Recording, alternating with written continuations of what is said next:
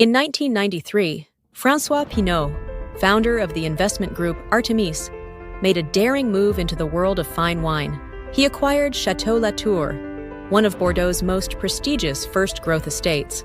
The company reflects the Pinault family's diverse passions, managing investments across an impressive range of fields. But now let's go back to Latour. Its story didn't begin with Pinault. It dates back nearly 700 years, to a time of knights and castles. The name Latour originates from a fortress built in the 14th century to defend against attacks during the Hundred Years' War.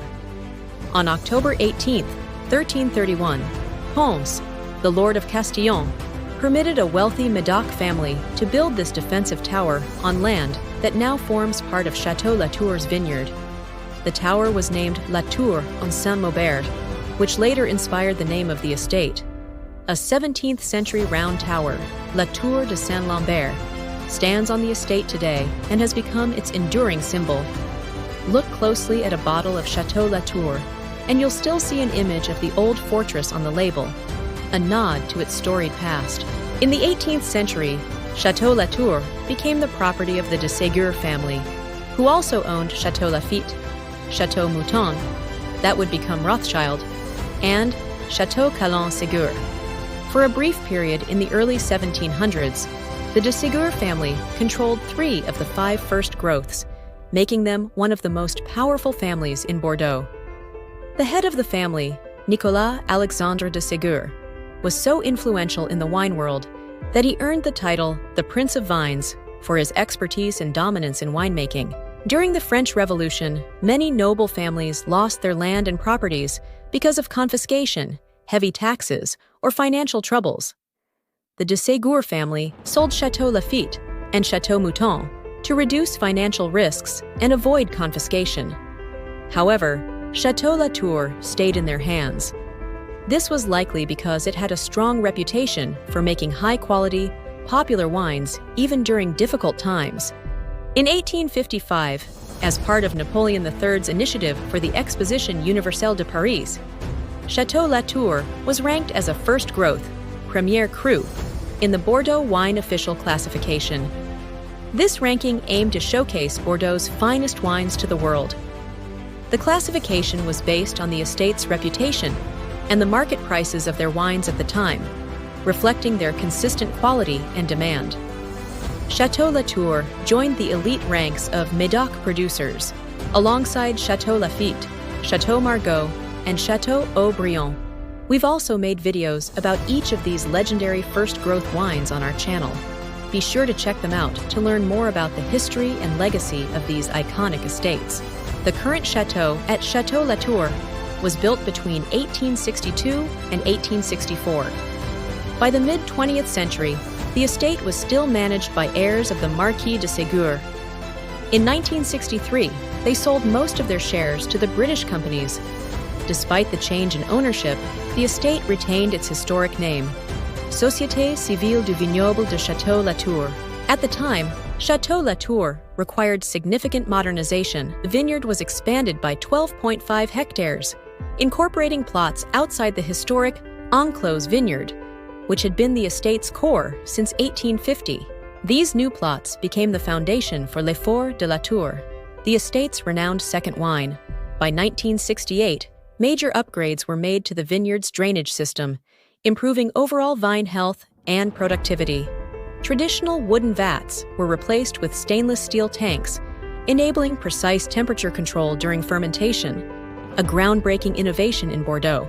In 1989, Allied Lyons acquired a majority stake in Château Latour by purchasing shares from Pearson and other stakeholders. In 1993, the estate was sold to François Pinault for $131 million. One of the most significant developments during this time was the construction of a state-of-the-art warehouse at the estate. Designed to store its wines under ideal conditions, the facility allowed Château Latour to age its vintages with unparalleled precision and care. In 2012, Château Latour made a major change by deciding to stop selling its wines through the traditional en primeur system. This system allows customers to buy wine while it is still aging in barrels, often years before it is ready to drink. Instead, Latour chose to release its wines only when they were fully aged and ready to drink, ensuring the best quality for consumers.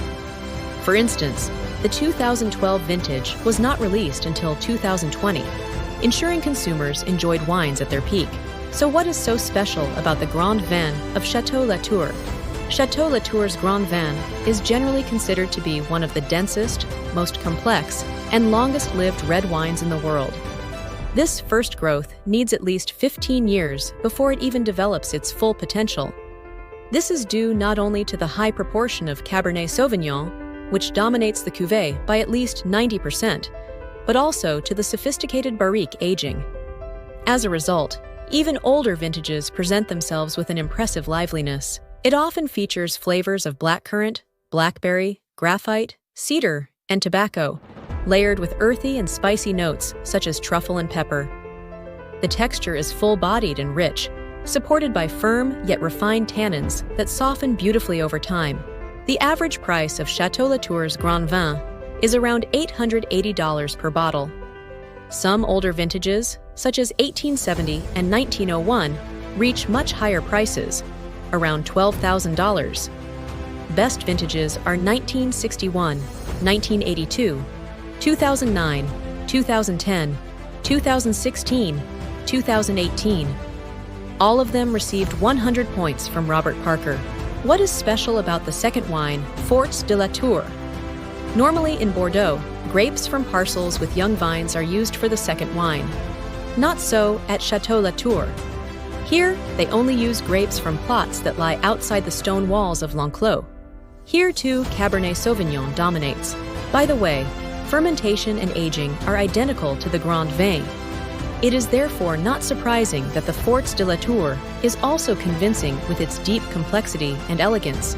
This second wine is usually priced at around $260, with some older vintages, such as 1966, reaching up to $490. Is there also a third wine from Château Latour? A third wine was created at Château Latour in 1990 and is called Pauillac de Latour.